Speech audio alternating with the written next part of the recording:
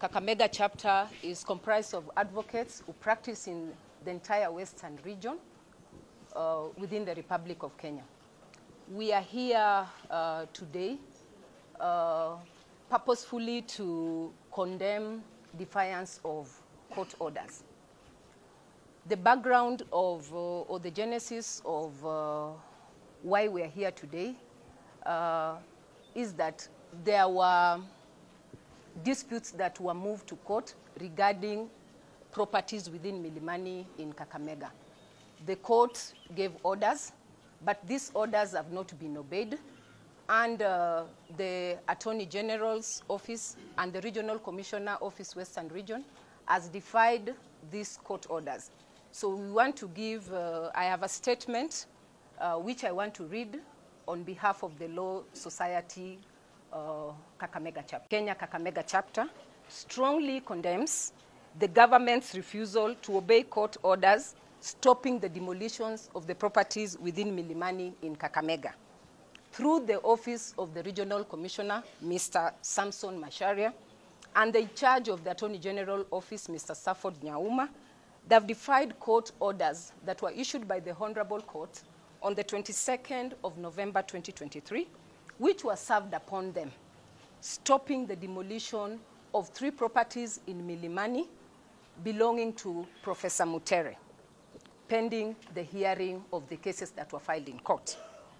Under the cover of darkness, on 27th of November, and in the company of police officers and their agents, the Regional Commissioner brought bulldozers into the professor's properties and other properties belonging to Mr. Rai and other residents within Milimani, despite the court orders that are in place. As we speak, about 12 properties have been flattened despite the court orders which are in place. This blatant disregard for court orders undermines the very foundation of our democratic system and erodes public trust in the government's commitment to upholding the rule of law. The judiciary plays a vital role in ensuring a fair and a just society. Court orders are not mere suggestions, but legal obligations that must be respected by all parties, including the Regional Commissioner and the Attorney General. By refusing to comply with court orders, the government is setting a dangerous precedent that undermines the checks and balances designed to protect the rights and freedoms of all citizens of this country. The government's action not only undermines the authority of the judiciary, but also threatens the fundamental principle of justice and fairness.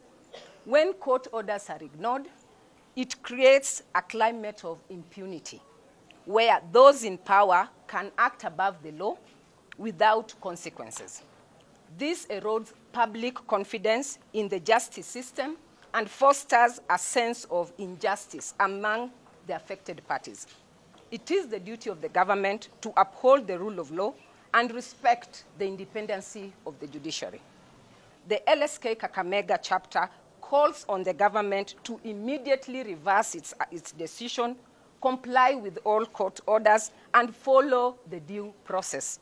The government is bound as a national duty imposed by Article 40 of the Constitution to protect the right of every person to acquire and own property in any part of the country and to uphold the national values and the principles on the protection of the right to property.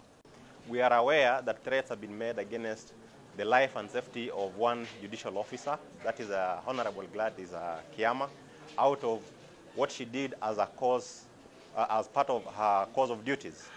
We are aware that she delivered a judgment against the Honorable MP Salasya. We are aware of the remarks and statements and declarations made by Honorable Salasya, which are pending investigation by the police. We wish to advise the good MP and the public in general that court decisions are as a result of intense legal reasoning.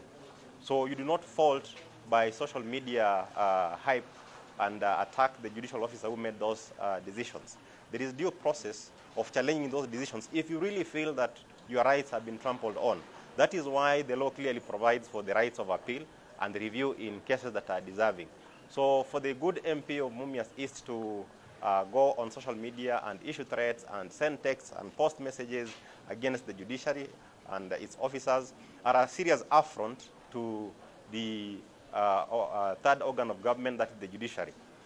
In light and in close connection of that, we feel this is a very coordinated and close operation by the other organs of government. We do not want rogue public officers to go back and throw us into the streets for want of sufficient judicial officers.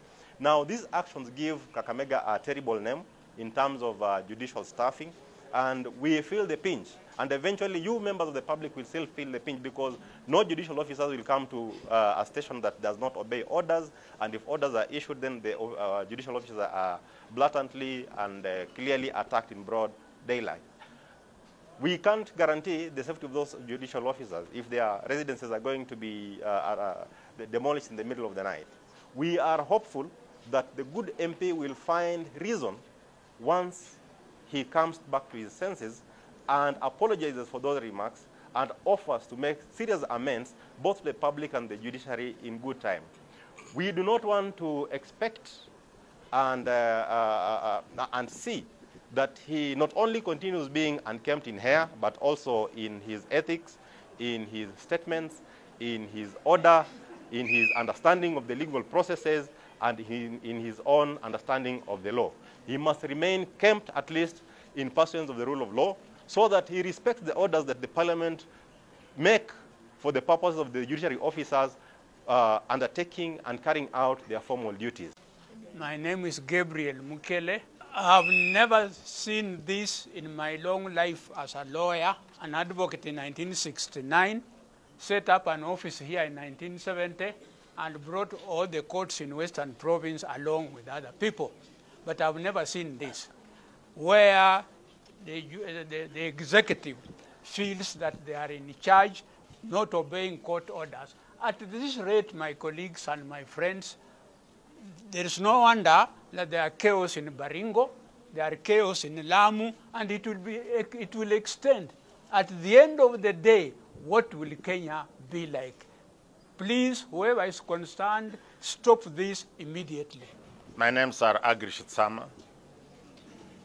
I join my colleagues in the sentiments expressed because I'm aware that in the ruling delivered yesterday over the housing levy issue, the president was heard to say that he'll follow the due process of the law. He'll make sure that Parliament enacts laws to align with the Constitution. So if the head of the nation is able to say we'll follow the law, who is this at the ground level that thinks that is above the law? I think I want to condemn in the highest terms. And the police still went ahead. The regional commissioner went ahead. My clients on Monday, the following day, sacked me. Yes, they said, you have not given us any protection.